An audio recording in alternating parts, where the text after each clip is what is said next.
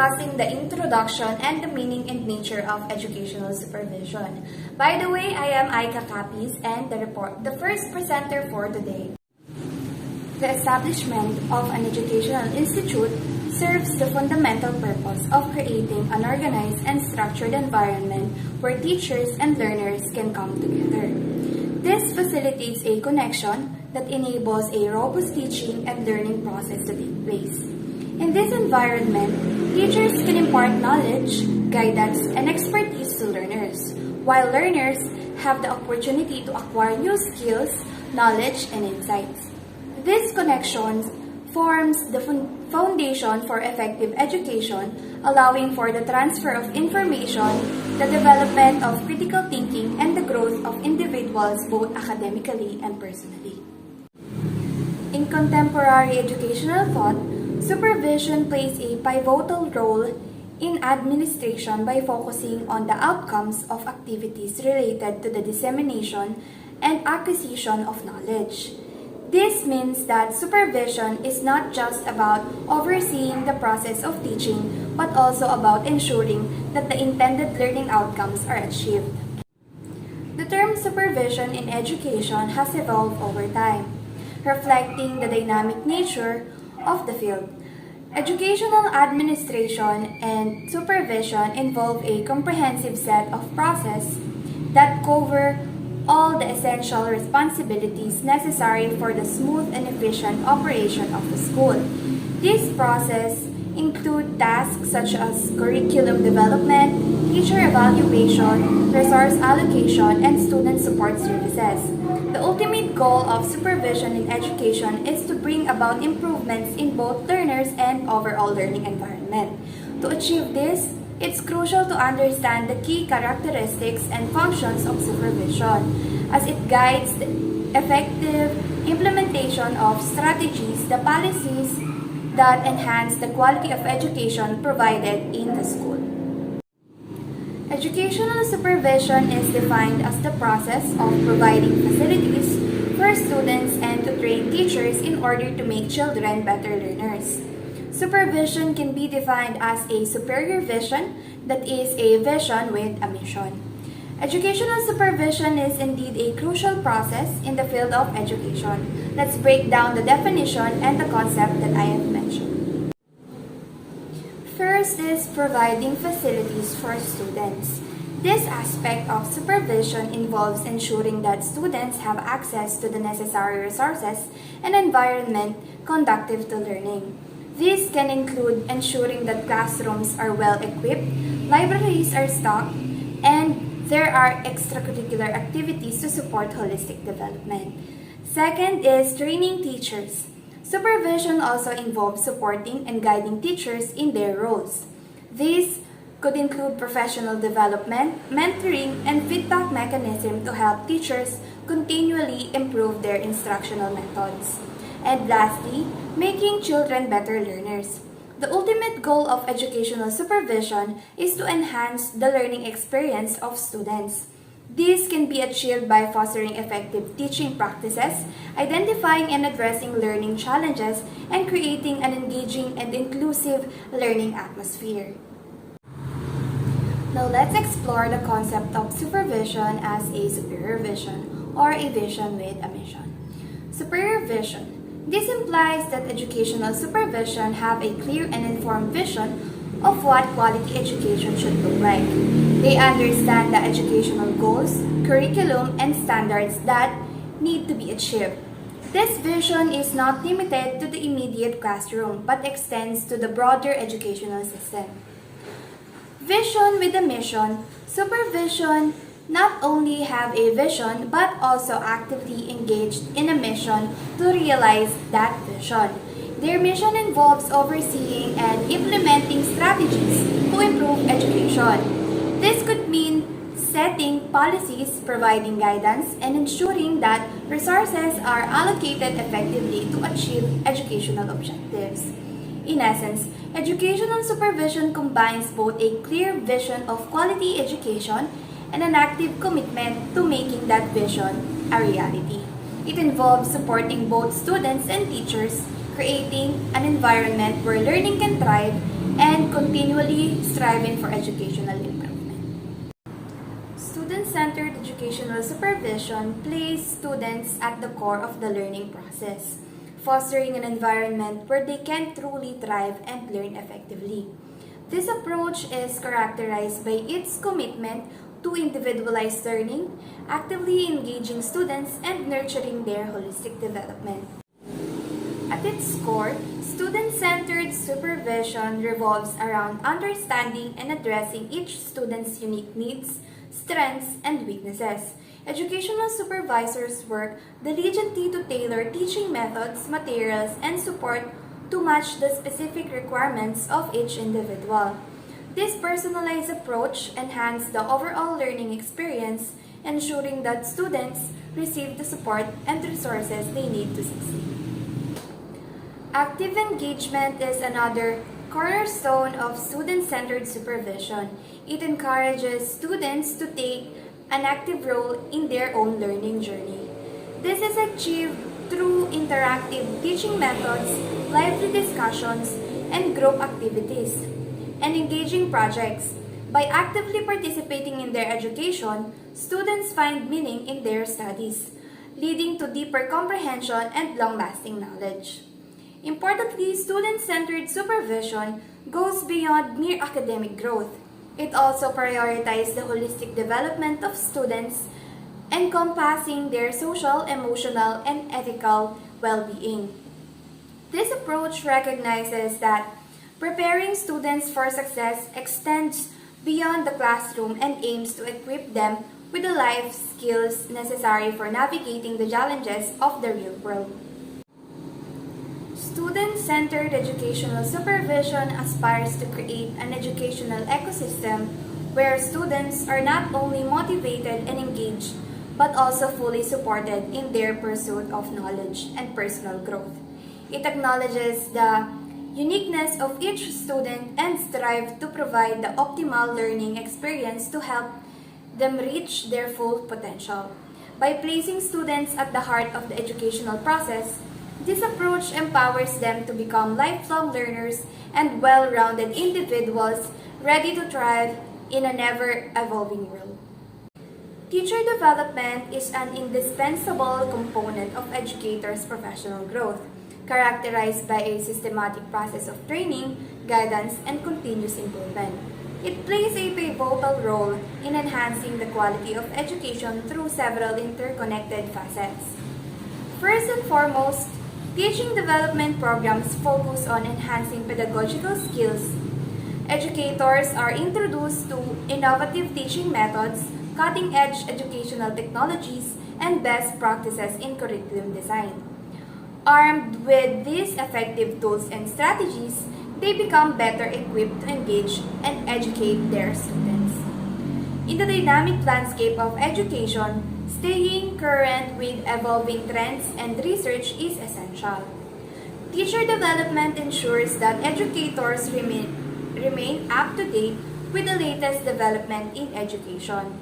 This adaptability enables them to respond to changing students' needs and evolving educational requirements effectively. Collaboration and mentorship also play a vital role in teacher development. Novice teachers benefit from the wisdom of guidance and experienced colleagues, fostering a sense of community among educators and facilitating the sharing of effective teaching strategies. As teachers develop their skills and knowledge through these programs, their confidence in their abilities grows. This newfound confidence positively impacts job satisfaction and overall morale. Motivated and enthusiastic educators are more likely to inspire their students and contribute to a positive learning environment. Ultimately, the effects of teacher development extend to students' outcomes. Well-trained and continuous improving educators have a direct and positive influence on their students' academic performance, social and emotional development, and long-term success. Moreover, teacher development programs help educators meet professional development requirements, which are often mandated by educational institutions and school system for maintaining certification. Thus, teacher development serves both the individual educator's growth and the broader goals of the education system, leading to a cycle of improvement that benefits students and society as a whole. A visionary approach to supervision in education transcends the status quo by envisioning and actively working towards a more comprehensive and effective education system. Here's an explanation of what this means. A visionary approach to education is characterized by a forward-looking perspective that transcends short-term fixes and set long-term goals for educational improvement. This visionary supervision seeks to create a roadmap, a comprehensive plan for achieving a more robust and sustainable education system that can adapt to evolving needs. Central to this vision are innovative solutions. Visionary supervision encourages the exploration and implementation of groundbreaking approaches, including new teaching methods, technologies, and strategies that can revolutionize the way education is delivered and received. These innovations are driven by a commitment to providing students with the best possible learning experiences. Importantly, a visionary approach takes a holistic perspective. Rather than focusing solely on academic achievement, it recognizes the importance of addressing the cognitive, social, emotional, and ethical aspects of education. The goal is to nurture well-rounded individuals who are prepared for the complexities of the world. Equity and inclusion are also at the forefront of this vision. It places a strong emphasis on eliminating disparities in access to quality education and creating an inclusive learning environment where every student, regardless of background or circumstance, has an equal opportunity to succeed. Data-driven decision-making is the backbone of this approach. To achieve its vision, visionary supervision relies on data and research to identify areas of improvement, measures progress, and make informed adjustments to educational policies and practices. This ensures that efforts are targeted effectively. Stakeholders' engagement is another key element. A visionary approach actively involves various stakeholders in the educational process, including teachers, students, parents, and community members. Their input is valued, and collaboration is central to working towards shared educational goals. Continuous improvement is ingrained in the vision. It recognizes that the pursuit of excellence in education is an ongoing journey and encourages a culture of learning and adaptation. This commitment to growth ensures that the education system remains relevant and responsive. Taking a global perspective is crucial in today's interconnected world. A visionary approach considers global perspective and prepares students to be competitive and adaptable on an international scale. It acknowledges the interconnectedness of education worldwide. Leadership and advocacy plays a pivotal role. Leaders in education who adopt a visionary approach often become advocates for educational reform. They champion policies and practices that align with their vision and work to garner support for positive changes in education. Ultimately, visionary supervision is a source of inspiration and aspiration. It motivates educators, students, and the entire education community to aim higher, strive for excellence, and believe in the transformative power of education. It is a comprehensive and interconnected approach that envisions a brighter future through education. Overall, a visionary approach to educational supervision is about reimagining and reshaping the educational landscape. It seeks to create a future where education is not just a means to acquire knowledge, but a powerful force for personal and societal development. innovation, and progress. Overall, a visionary approach to educational supervision is about reimagining and reshaping the educational landscape. It seeks to create a future where education is not just a means to acquire knowledge, but a powerful force for personal and societal development, innovation, and progress. By understanding the meaning and nature of educational supervision, we lay the foundation for a deeper exploration of its role as a service activity, a continuous process, and a form of educational leadership, all of which contribute to the enhancement of our educational institutions and the growth of our learners. Good morning everyone. My name is Christine Capulong and today I will be discussing about the concept and definition of educational supervision and the nature of educational supervision. So, pag sinabi nating supervision, meron itong objectives. One of these objectives is to enhance the teaching skills of teachers. However, it is important to emphasize na yung educational supervision is not just about sa mga teachers, but it also has a broader goal of improving the entire educational system. Hindi mawawala dyan yung guiding, helping, and supporting their performances as teachers para ma-achieve yung mga sarili nilang goals. And under din ng educational supervision is yung ma-facilitate ng maayos yung growth nila as professional teachers by giving feedback about sa ginagawa nila. And yung matatanggap nilang feedback na yun is magiging bunga yun para mas maging effective yung pagtuturo nila. Concept and definition of educational supervision. First, we have Harold Spears. He defines supervision has moved gradually from enhancement of instruction to making improvements in learning.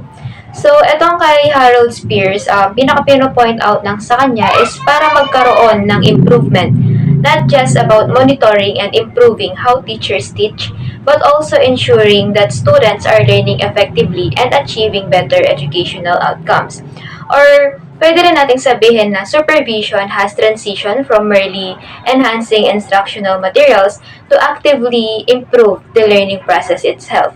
Kasi di ba nung dati meron tayong parang hindi naman masyadong uso yung mga IMs. Unlike sa generation natin ngayon, yung mga teachers may sarili-sarili na silang teaching styles and instructional materials na makakapag-encourage sa mga students para makipag-participate sila sa discussion ng teacher nila. So, yung change na nangyaring yon is meron siyang significance which is nagiging way siya para mas maging effective and meaningful yung learning experiences ng mga students. Next, Walls. He defines supervision as the assistance provided for the advancement of a better teaching and learning circumstances. So, etong kay Walls, base sa pagkakaintindi ko sa kanya is supervision really important sa mga teachers. Dahil isa siyang process na makakatulong sa pagpapabuti ng mga kalagayan at yung mga pangyayari kung saan nagaganap yung pagtuturo nila. And in supervision, hindi mawawala dyan yung pag-monitor ng mga teachers sa progress ng mga students. Hindi rin mawawala dyan yung pagbibigay nila ng support and guidance. So, yung teacher supervision is nagbibigay siya ng chances for teachers to enhance their skills in teaching and enabling them to become more effective teachers for their students. Briggs and Justman. In general, supervision means to coordinate, stimulate, and direct the growth of the teachers in the power to stimulate and direct the growth of every individual pupil through the exercise of his talents towards the richest and the most intelligent participation in the civilization in which he lives. So, for Briggs and Jasmine naman, the main goal of supervision is to coordinate, stimulate, and direct the growth of the teachers na kung saan it helps teachers in efficiently fostering and give guidance when it comes to students' growth through the use of their talents.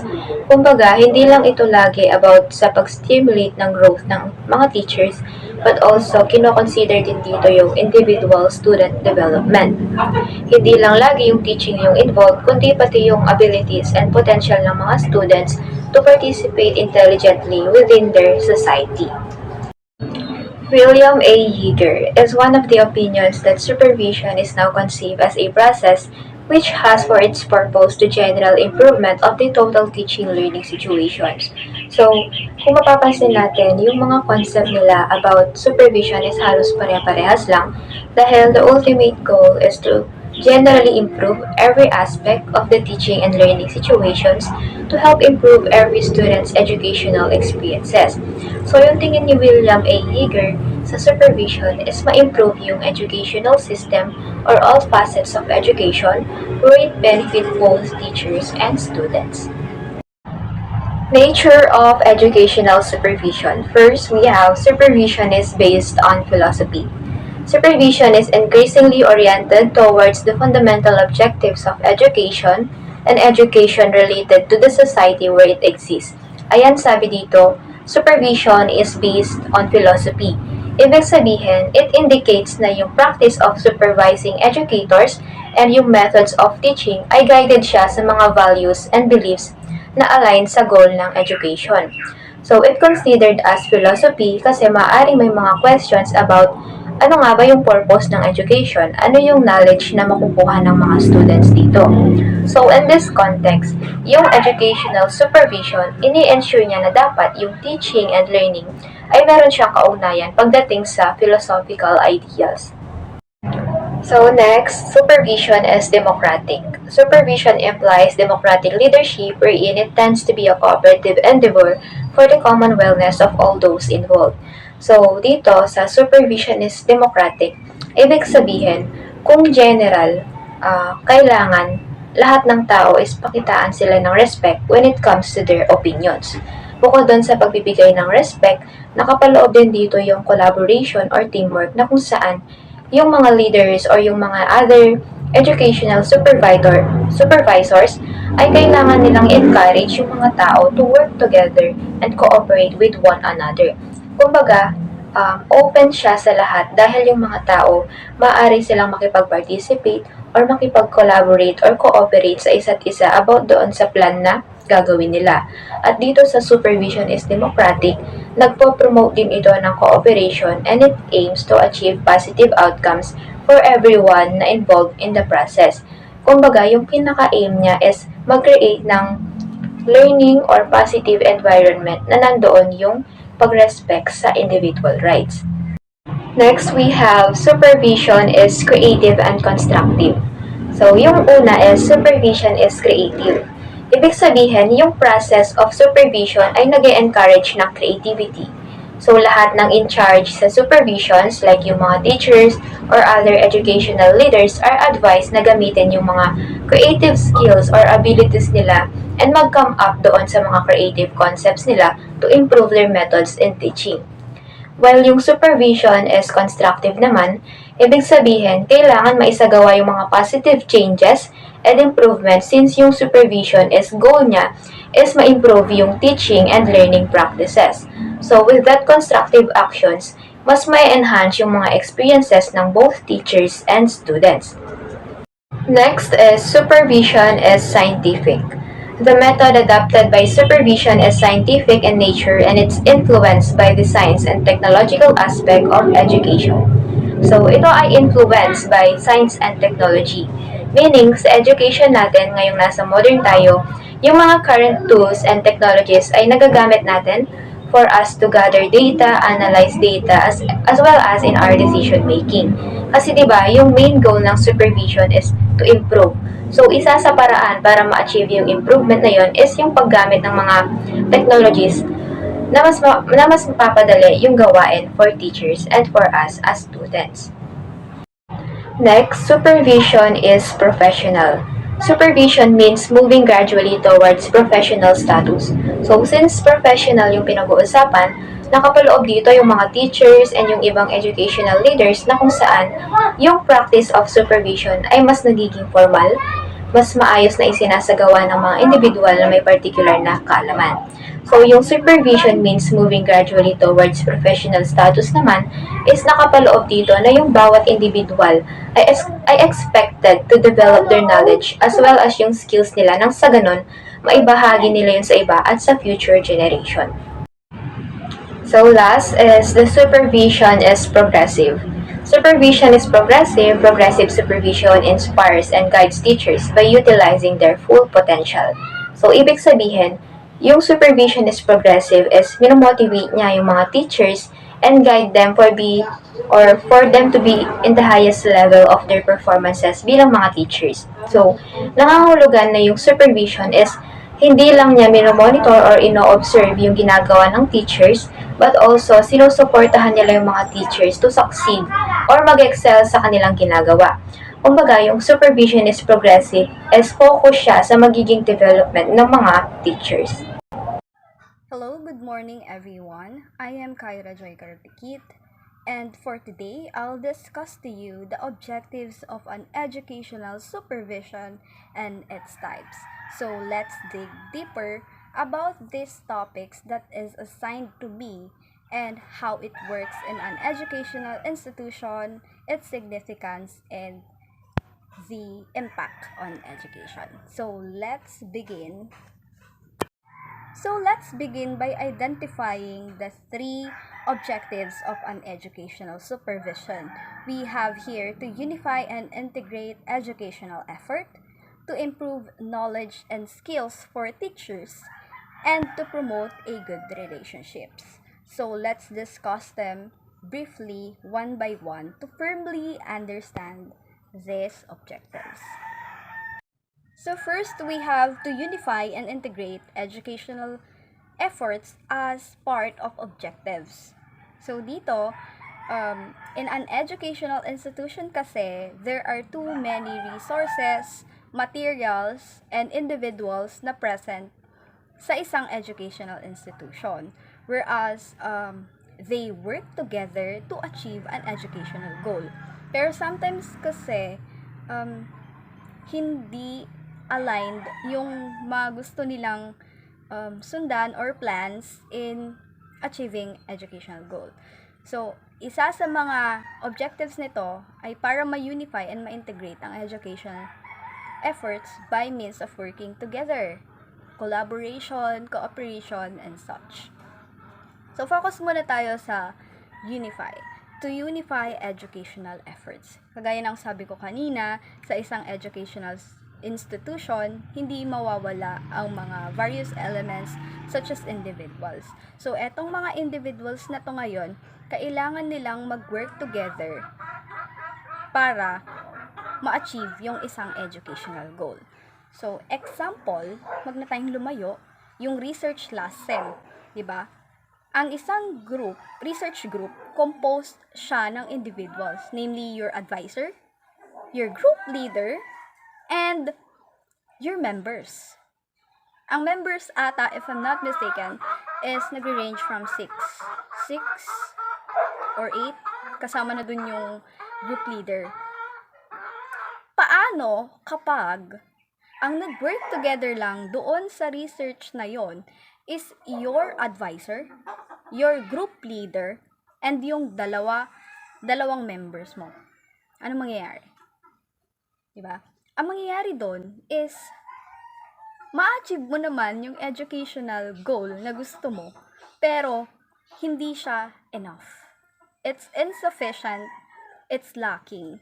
So, kailangan talaga ng matindi at puspusang cooperation and collaboration doon sa isang group.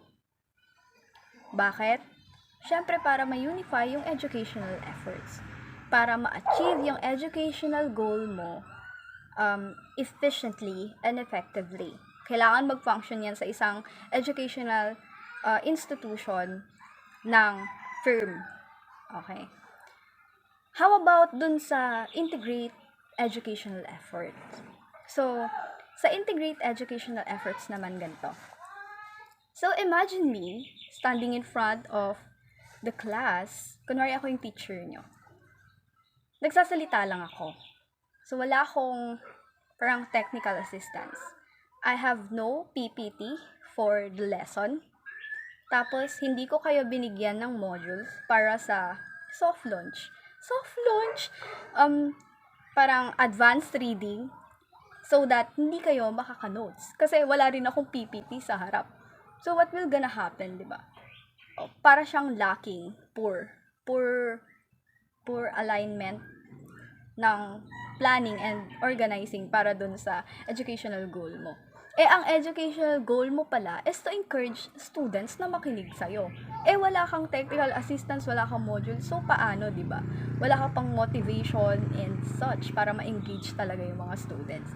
So, you need resources and materials that are present in an educational institution para ma-achieve mo yung objectives na yan.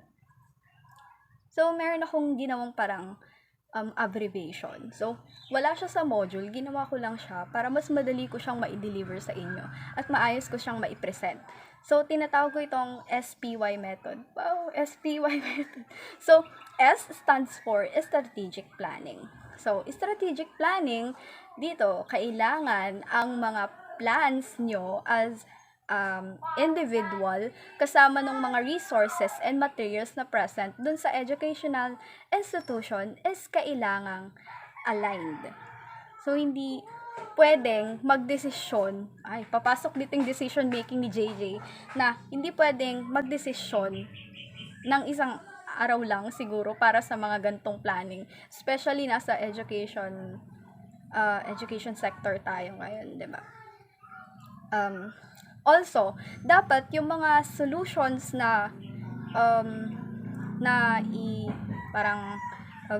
yung solutions na i-introduce mo kung may problem man sa educational institution na gusto mong i-aid, kailangan long-term po yung solution. Hindi lang siya short-term. Kasi kapag long-term, habang tumatagal yan ng tumatagal, kung may improvements pang kailangang baguhin or such, kailangang idagdag, magagawa mo siya in that. So, plus, yung prepared supervision. So, sa isang institution kasi, kailangan ng guidance, feedback, and improvement. So, parang itong mga supervisors, stakeholders, parents, teachers na rin, siguro is parang kailangan sa isang educational institution, kailangan ng guidance nila para malaman nung parang nagpa-plan kung ano pa yung mga mas magandang parang open communication whereas your comments, suggestions will addressed. So, lastly, we equals yielding education. So, yielding education, parang ito na yung outcome na kung saan na-achieve mo na yung educational goal mo ng effective at efficient at magagamit mo na siya sa educational institution. Ngayon, kung na-execute mo na siya at may kailangan ka pang baguhin o dagdagan, babalik ka ulit dun sa strategic planning as well as prepared supervision para ma-achieve mo yung educational goal mo or yung yielding education mo.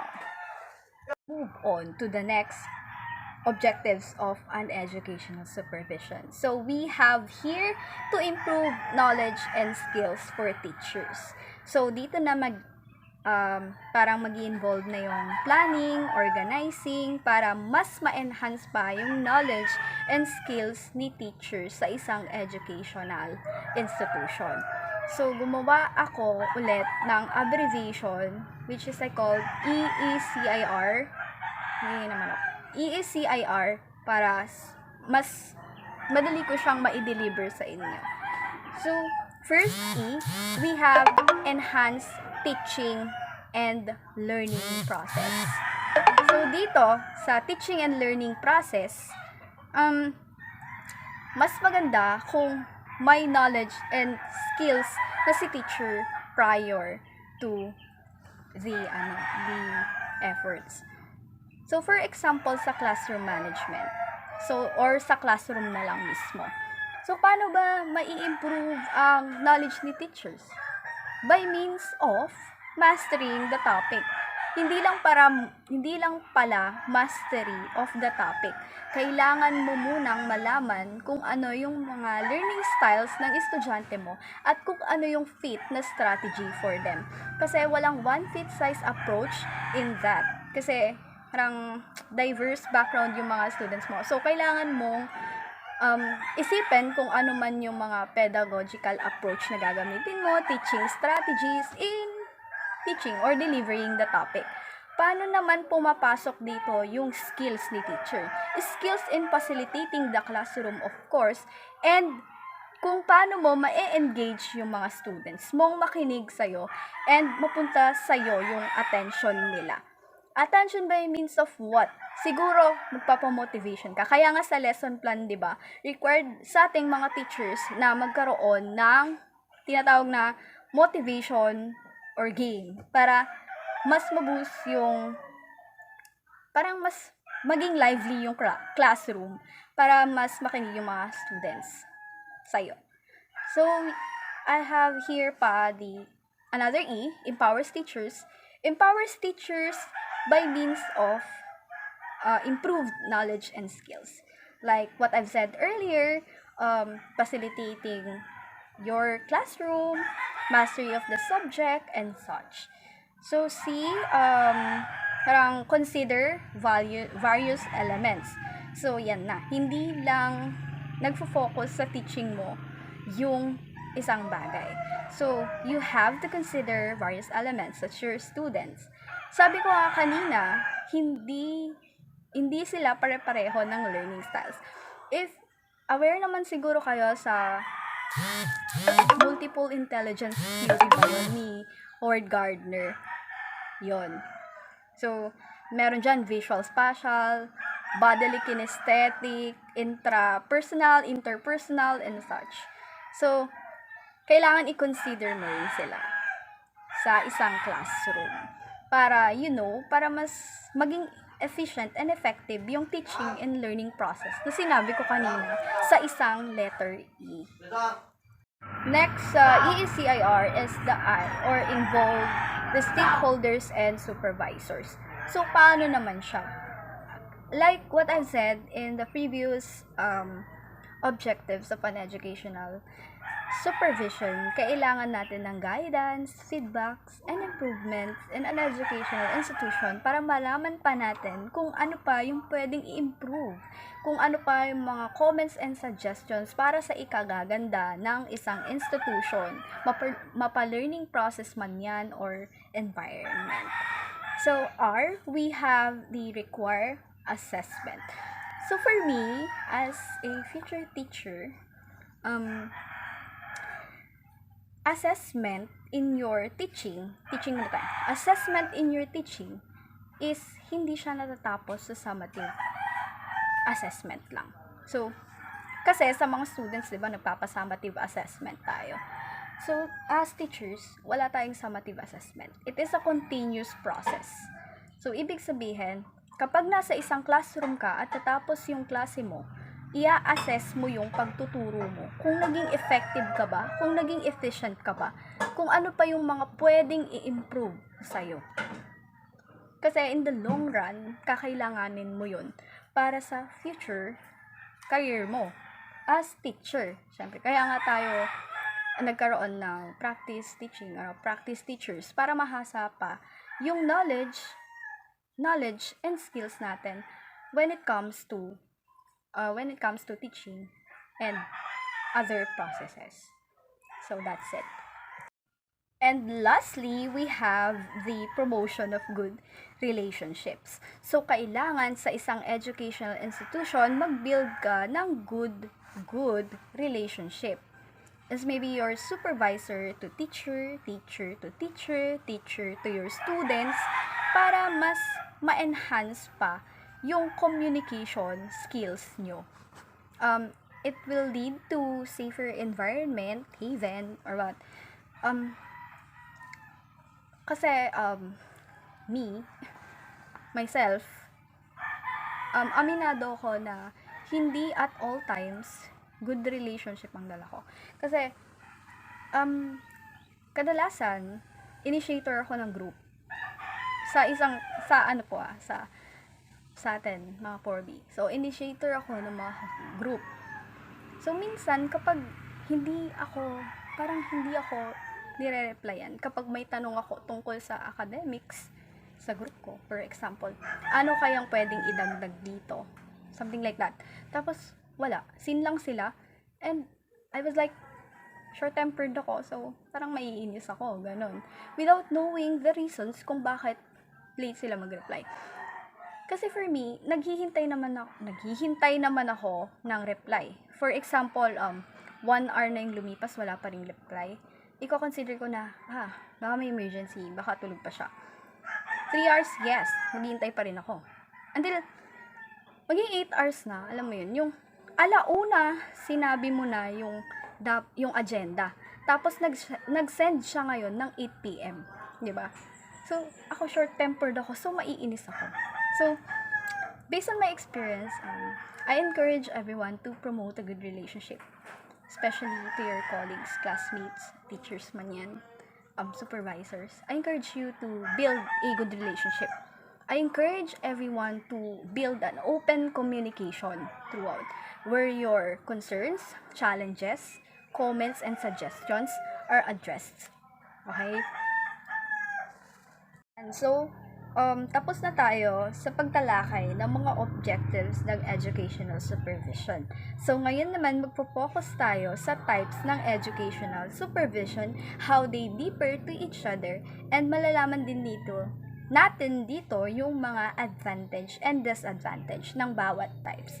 So, we have here 3 CPC. So, we have first the corrective type, preventive type, and lastly, we have the creative type. So, let's discuss them briefly one by one.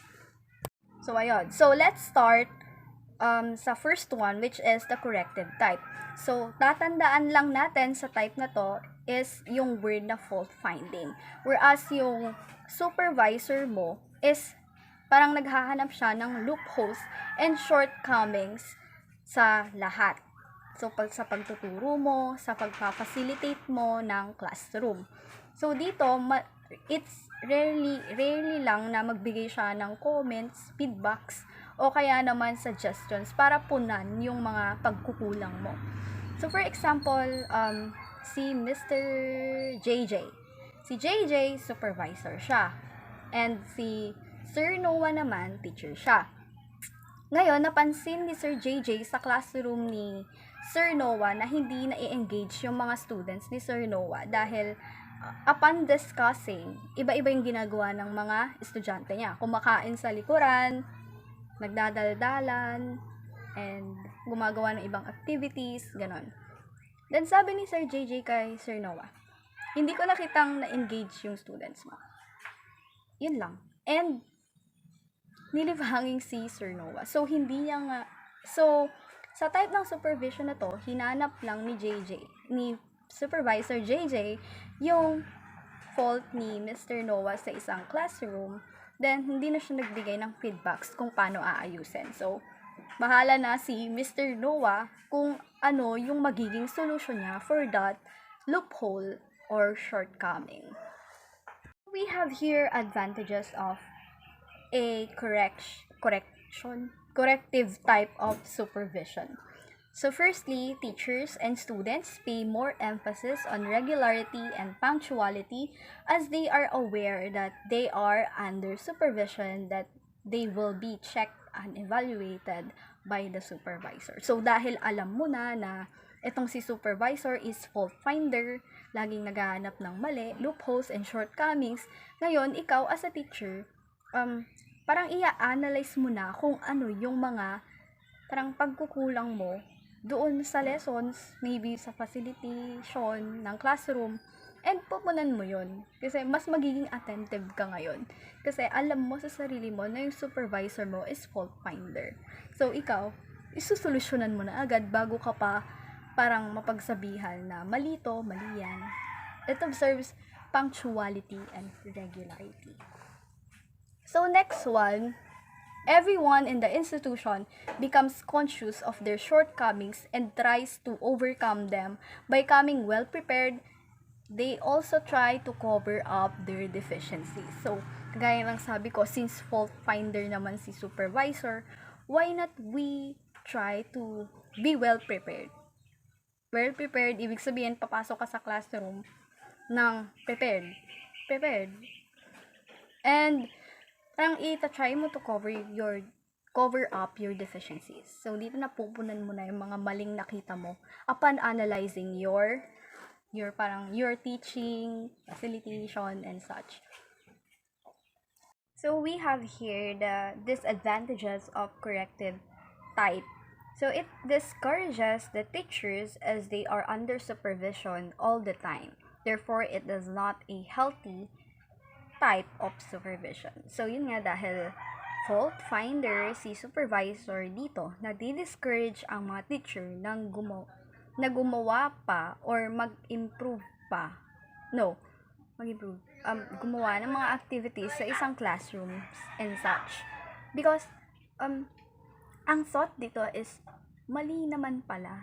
Bakit ko pa gagawin? Bakit pa ako mag-aaksaya ng oras para gawin ng isang bagay na mali naman sa paningin ni supervisor? Diba? So therefore, corrective type is not a healthy type of supervision. It is the reddest of the red flags sa mga sa mga types of supervision natin.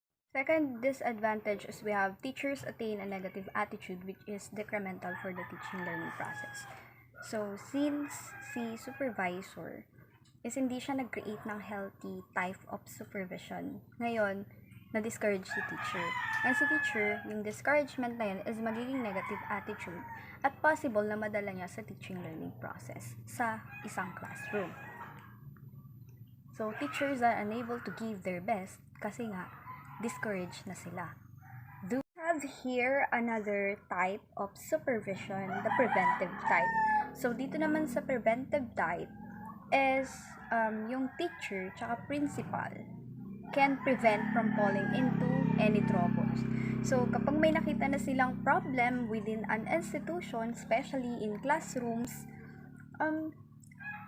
yung trouble na yun is aagapan na nila bago pa lumala. So, it is expect recent and innovative teaching situations and suitable methods para what do you call this? To eliminate any kind of deficiencies within the institution. Here's the advantages of preventive type of supervision. So, since nakafocus sila sa kung paano i-eliminate yung trouble or kung paano susolusyonan yung trouble bago pa lumala, etong jobs ng teachers and head becomes easy as the solutions, yun nga, to the problems and thought beforehand. So, bago pa lumala, naaagapan na nila. And yung problem-solving ability din ng mga teachers as well is enhanced.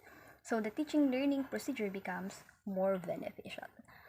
Then, it helps the development of outstanding qualities in teachers like imagination and forecasting, appropriate planning, yun nga, problem-solving ability, tapos yung naging solution-oriented pa sila. Lastly, etong preventive method na ina-apply sa isang institution is may chance na yung magawang mali is very less. Kasi nga, solution-oriented sila dito, problem-solver sila sa type ng supervision na to. So, before na lumala yung isang trouble, aagapan na nila. That is the advantage of preventive type.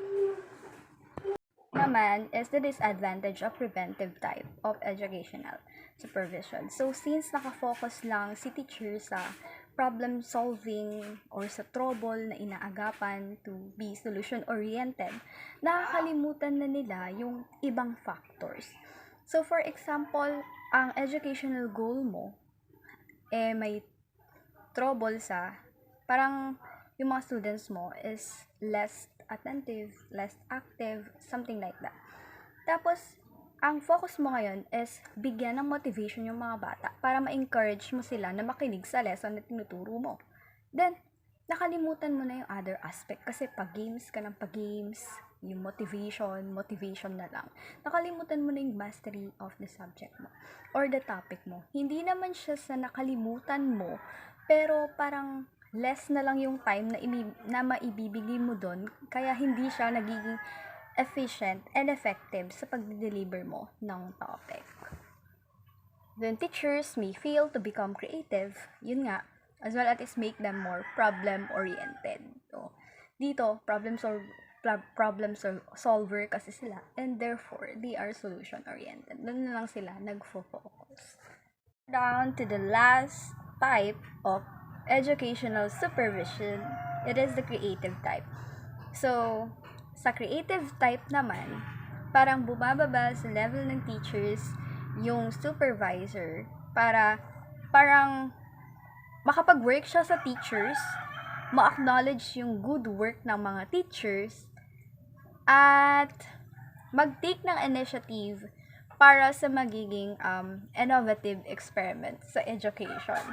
So, dito sa creative type, pumapasok na dito yung implementations and experimentations sa isang institution. Whereas, for example, mag-experiment ka based on your educational goal. And mind you all na kailangan tong creative type and the implementations and of course the experimentations and education, kailangan aligned siya palagi doon sa goal na gusto mong tugunan. So for example, ang problema madalas sa classroom is yung parang boredness. Ganito, bigyan ko kayo ng scenario. So meron akong scenario dito. 1 p.m. ang klase mo sa history class, 1 p.m. in the afternoon. So, syempre, ang mga estudyante dun is parang naaantok sila. Based on my experience din nung high school to. Naaantok sila because, tapos yung boses mo pa as teacher is parang yung naglalalabay. Ganon. And, ngayon, gusto mong tugunan yon. Ngayon, nag-experiment ka sa loob ng classroom. And syempre, kailangan nilang magising. Magising ang mga diwa nila. Ganon ang point of view mo. Ngayon, naglagay ka doon ng mga songs. O, sige. Kung mga masasayang songs yan or panghataw, ganon, syempre, parang energizer din ng mga students kasi yun para ma-engage sila. Pero yung pinatugtog mo is yung mga alam niyo yung sa piano tiles, yung mga canon hindi, Nocturne Op. 9 number 2, For Elise, mga Bluestone Alley, ganun. So, syempre, alauna yon ng hapon, afternoon. So, magpapatugtog ka ba ng mga ganun? Yung mga yung pampakalma ata yun, or ng mind. So, tas naglalalabay pa yung boses mo, di, mas lalong aantukin yung mga estudyante mo. So, dapat aligned pa rin yung implementation and experimentation na gagawin mo. Usapan naman natin kung ano ang advantage ng creative type. So, sa creative type, teachers will be more creative at research-minded sa kung paano susolusyonan, syempre, yung mga problems sa school and kung ano pa yung mga dapat na i-implement para mas maging enhance ang teaching learning process. Teachers become independent. Syempre, hinahayaan silang mag-decide, mag-implement, and such. And feel motivated to work without any pressures kasi nga hinahayaan silang mag-experiment sa education. So that it provides healthy social climate in the institution and reduces. So, it provides a healthy social climate and in the institution and reduces the prevailing problems. So, doon naman tayo sa disadvantage ng creative type. So, dahil nga may great possibility, dahil nga meron na silang freedom para mag-implement and mag-experiment sa education, may great possibility na ma-misuse itong freedom na to na being provided for efficient functioning. So, kanina, sa example ko kanina na yung sa 1 p.m. class, tas nagpatugtog ka ng mga piano songs. And then, naglalalabay ka pa. So, that is a misuse of freedom kasi hindi na siya aligned dun sa educational goal mo na gusto mong tutukan. And of course, siguro, dahil implement ka na lang ng implement, experiment ka na lang experiment, pero hindi mo na natutugunan yung educational goal mo and yung strategic planning for that so that nami-misuse yung function niya and nami-mislead. So, that's all for today. I hope you learned something from me. Again, a pleasant morning to all of you, 4B, and good luck to midterm examinations. Good morning everyone, I am Jessica Icarion and my report for today is about aspect of educational supervision and function of educational supervision. So, supervision is a broad term and yung sakop nito depende sa klase ng work and yung mga tao na isusupervise. Example dito, work and people working in an office, iba sa work involving sa educational sector katulad ng teacher and sa staff, sa mga staffs. And dahil nga yung word na supervision, malawak yung meaning, the supervisors have to perform different functions. It means yung supervisor, nandyan dapat throughout the process. Katulad na lamang ng, kunwari sa educational sector, pag-develop ng mga objectives, regulations, mga motivations, sa problem solving, professional enhancement of teachers, and evaluation of educational outcomes. So, si F.M. Marx or si Fritz Morstein Marx was a German and American political and administrative scientist. According to F.M. Marx, there are three principal aspects of educational supervision. So first is the substantive aspect. This aspect of supervision is related to the working of a supervisor. A supervisor must know the technique and the know-how of his work plan and assign duties to others and also sets standards of performance. So this substantive aspect, tinatawag din siyang technical aspect. This aspect focuses on the practical and technical aspect of teaching and instruction.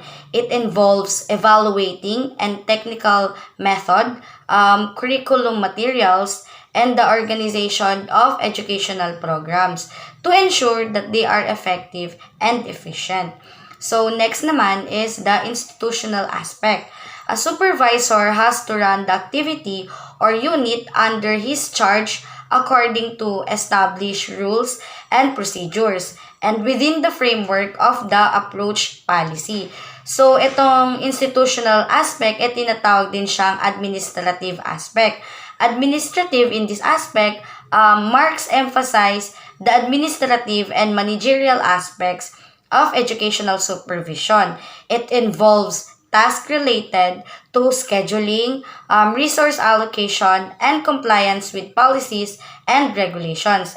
The last aspect is the personal supervision, the most important aspect of supervision. The supervisors have the authority to get work done effectively and efficiently from the employees. So, itong personal supervision is tinatawag din siyang human aspect. So, as I mentioned, most important aspect is the personal supervision and it is concerned with the interpersonal and human relation dimension of education. This includes supporting and developing teachers, fostering positive school culture, and addressing the needs and concerns of both teachers and students. And now we're going to tackle the function of educational supervision. First, improving the teaching-learning situations. With proper planning and cooperation among all workers, supervision undertakes constructive steps for the development of the teaching-learning situation. So, enhancing the quality of teaching and learning experiences within the institution. Instruction should be modulated according to the individual needs of learners. The course of teaching should be revised regularly. So, bakit nga ba dapat nire-revise yun regularly? Of course, in order to be updated. Tapos, it should be life-centered, related sa students dapat palagi, and related sa community life ng students. Next is provide leadership. Leadership may be defined as the process of conception and attainment of the goal and objective of the group. So, as a supervisor offering guidance and direction to educator and staff to achieve educational goal. So, it is crucial to maintain harmony sa isang grupo. So, the significant function of supervision provide leadership to maintain unity. Every group member can exercise leadership. For example, yung teacher is magaling sa pag-handle ng crowd, then hayaan mo siyang piliin kung saan siya magaling And like for example, yung teacher naman, magaling sa pagiging creative or sa paggawa ng mga backdrop, ganun, let them be. Improving the personnel. According to E.C. Elliott, supervisory control is concerned with what should be taught, when it should be taught, to whom, by whom, how, and to what purposes. So when the teachers realize themselves the need of improvement, only then it is possible to improve them. Katulad ng mga kaibigan natin, di ba? Yung mga kaibigan natin na hingi ng advice sa atin. Pag kunwari, naghihiwalay sila ng mga ex nila, tapos magtatanong sila, anong gagawin ko? Makikipaghiwalay na ba ako or what? Then, hindi naman kasi yun mag-e-end doon lang. Kailangan nilang matuto or kailangan nila ma-realize mismo sa sarili nila na hindi na talaga, na kailangan na nilang umusad. Ganon din dito, katulad ng sinabi ko kanina, kailangan munang ma-realize ni teacher yung kailangan niya ng improvement kasi 'di ba, learning is continuous. Goal development, perhaps the most important function of supervision is to make sure that the teachers and supervisors work together in coordination to develop the objective of the school organizations. So, selecting the setting or clear objectives and targets for educational programs and outcomes, it is important to note that objective of a school originate from the objective of the society. So as a continuous process goal, development requires constant examination, assessment, and amendments, collective efforts from teachers and the supervisors. Policy formulation. Without having a definite policy, neither good planning nor effective implementation could be possible. Creating rules and guidance that govern educational practices and procedures. Alam naman natin na education is a purposeful activity which aims development, capabilities in order for us na makasabay sa takbo ng mundo. To achieve that aim, formulate definite policies, lay down objectives, and to do a proper planning. Supervision is believed to be responsible for the task and for the betterment of education in all respects. It must be accountable for conceptualizing educational policies. Improving human relations. One of the major functions of supervision is to conceive and maintain a cordial interpersonal relationship with among all the educational workers. So you need to foster a positive relationship among teachers, students, and staff. So yung supervisor, kailangan he or she must take good care of his mga colleagues. At saka dapat nandun yung importansya ng honesty at saka yung paniniwala or pagtitiwala sa isa't isa. Kasi yun nga, di ba? Dapat mayroon ka talagang positive human relation sa mga coworkers mo or sa mga taong nasa paligid mo. Improving group interaction. Education is a cooperative group enterprise, enhancing teamwork and collaboration among educational stakeholders. Narinig nyo na ba yung madaling maging tao pero mahirap makipagkapwa-tao? And totoo yon kasi because of having different perspectives, yung mga belief natin, mahirap makipagkapwa-tao or mag-create ng magandang positive relationship sa ibang tao. Kasi nga, yun nga, nagkakaroon ng misunderstanding kasi may mga beliefs tayo na hindi katulad ng parang sa kanila. So, the important function of supervision is to maintain cooperation with staff. Yung group work kasi encourages individual development practices and nag-foster ito ng moral and ethical values. Improving the outcome of education. The education process is initiated and implemented in order to attain certain general as well as a specific goal and objectives. So, striving to achieve better result and outcomes in education, supervision should constantly assess and evaluate the level to which the aim is being attained. So recognize the strength and weaknesses of education programs, identify the areas of improvement. Kung ano pa ba yung mga dapat i-improve, kailangan nating makita yon. Next is improving supervision. This involves self-appraisal of its result or outcome. So dito kasi enhancing the process of overseeing and evaluating educational activities. So modern supervision thus emphasizes that teachers and supervisors should make effort towards self-direction, self-evaluation, self-guidance, and self-supervision. So, hindi naman porket supervisor ka or teacher ka, perfect or okay na lahat, na parang wala ka nang babaguhin, okay na yon. And may connection siya dito sa kasunod, which is improving moral of teachers.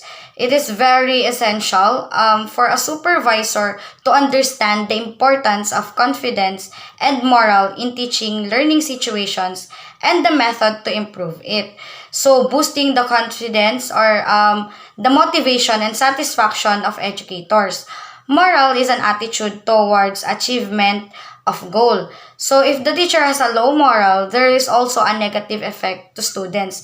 Di ba pag yung teacher mababa yung moral, maaapektuhan yung estudyante. Kasi nga, yun nga, teacher and students relationship.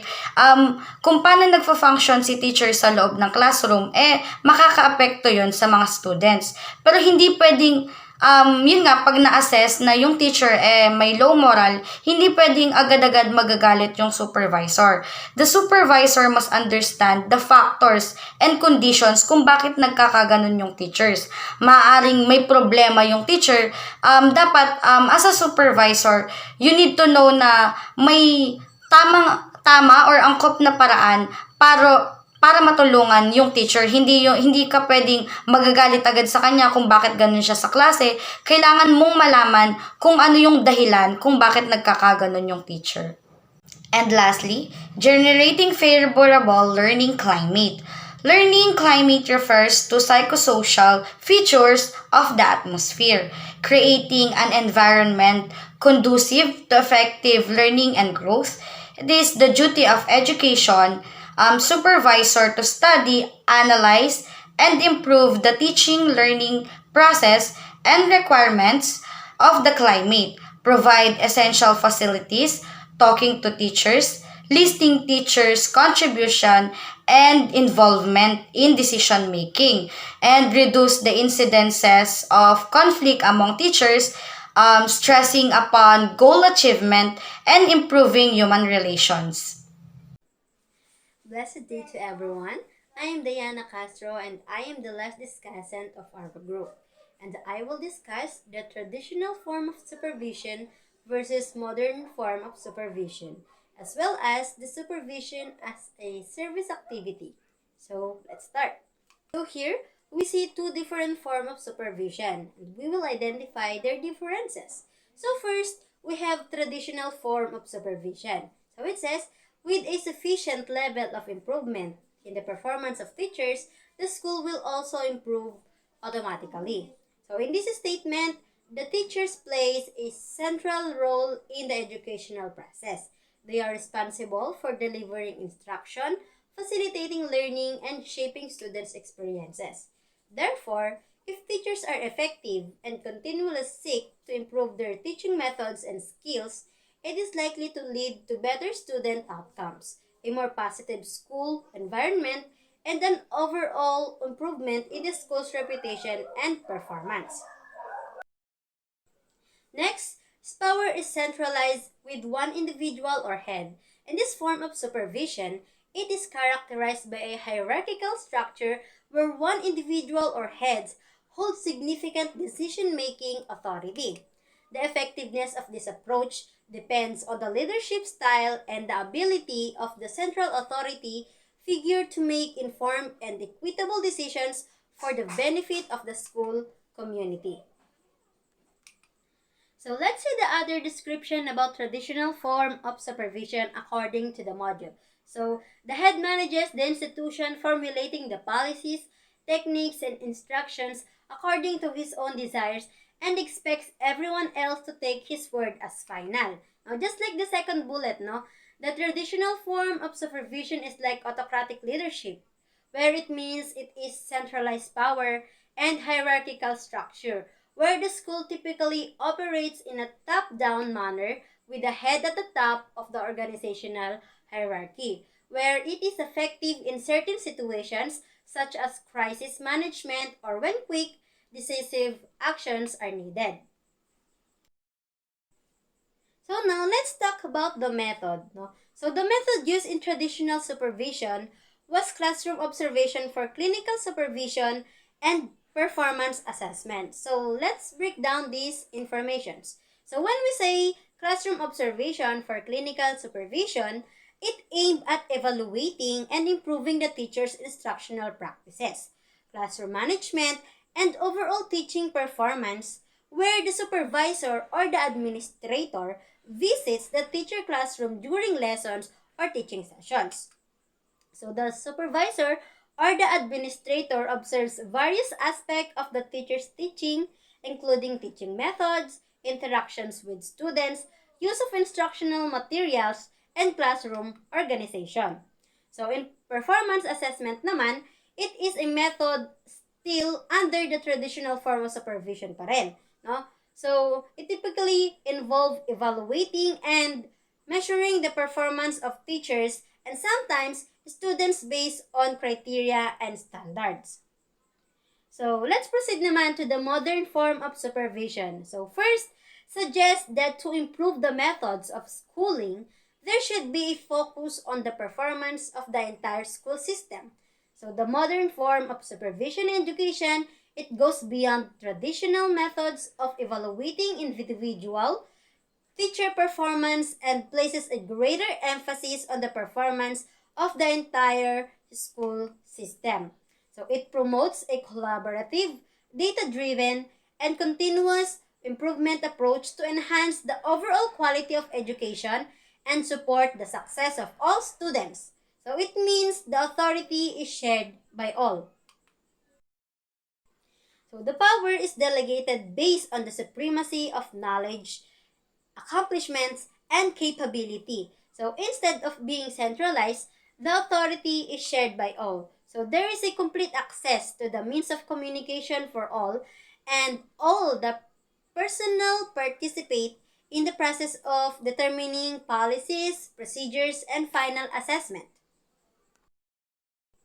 So the methods employed to evaluate and improve constantly all the following for the betterment of the institution. First, the relationship between the school system and its environment. So this refers to how the school interacts with and responds to its external surroundings, which can include the local community, parents, educational authorities, and societal expectations. So second, the work processes linear and knowledge work. Third, the social architecture, including incentives, job fulfillment, competence, and quality of work life. So this aspect focuses on the social and human elements within the school, including the well-being and satisfaction of teachers, staff, and students.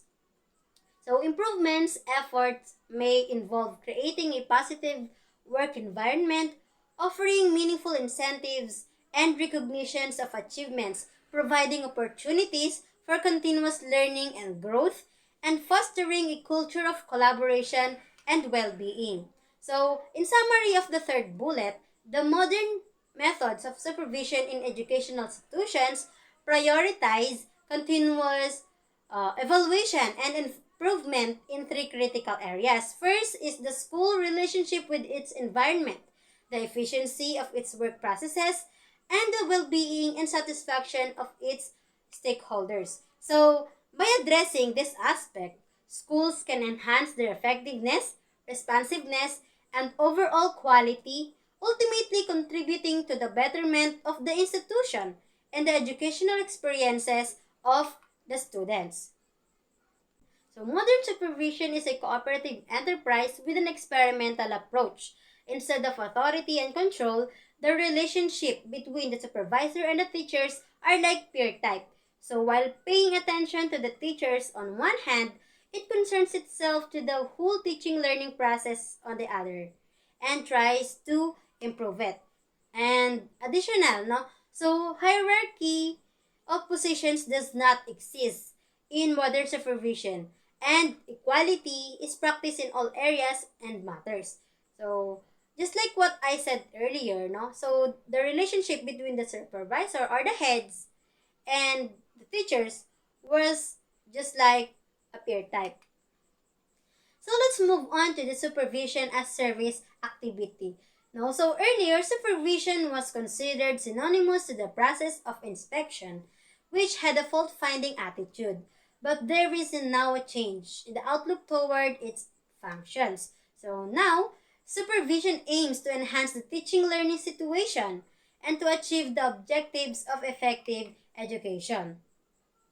So the idea of service activity lays emphasis on doing something and in the process of helping others.